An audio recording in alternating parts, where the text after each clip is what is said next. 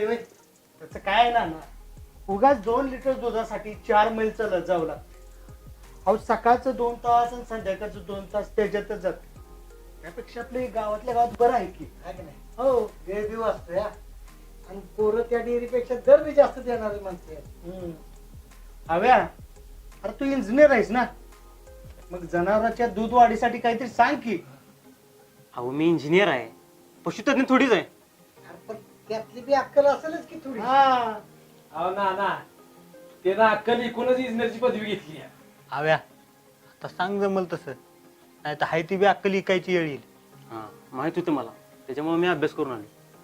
बघा 2-3 महत्त्वाच्या गोष्टी आहेत त्या. काही जनावरांच्या पोटात जंतू होतात. जंतू झाल्यावर त्यातलं 40% अन्न जंतूच फस्त करते. त्यामुळे काय होतं, ते जनावरांच्या अंगी बी लागत नाही, दूध पण वाढत नाही. जंतनाशक देऊन त्यांच्या पोटातले जंत मारायचे असते. लहान जनावरांना 3 महिन्यांनी आणि मोठ्या जनावरांना 6 महिन्यांनी द्यायचं असते. आणि तुम्ही चारा भुसा ओली वाळकी वैरण देताना पशुखाद्य देणं पण तेवढंच महत्वाचं आहे. हे अगदी करेक्ट बोललास ना. आपलं काय होतंय, जनावरांनी दूध जादा दिलं पाहिजे पण पशुखाद्य काय आपण घालत नाही. आणि खाद्य देताना नसलं तसलं द्यायचं नाही बरं का. हा हे बघा अख्ख्या महाराष्ट्रात नंबर 1 आहे हिंदुस्तान फीड्स. त्यातला हा हिरा 1 लिटर दुधासाठी 300 ग्राम द्यायचा. आणि ही इंद्रनील 1 लिटर दुधासाठी 400 ग्राम द्यायचा गाईला आणि 500 ग्राम द्यायचा म्हशीला. हां आणि सगळ्यात महत्वाचं, हे देत असताना कोरडं द्यायचं. हां ओलं करून द्यायचं नाही.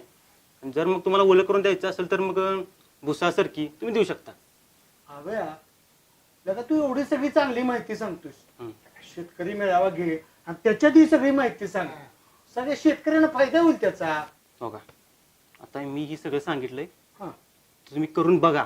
जर फायदा झाला तर लोकांना सांगा आणि मग बघू कधी तर घ्यायचा मेळावा आहे ना. हव्या जोरात माहिती गोळा केलीस केलं का?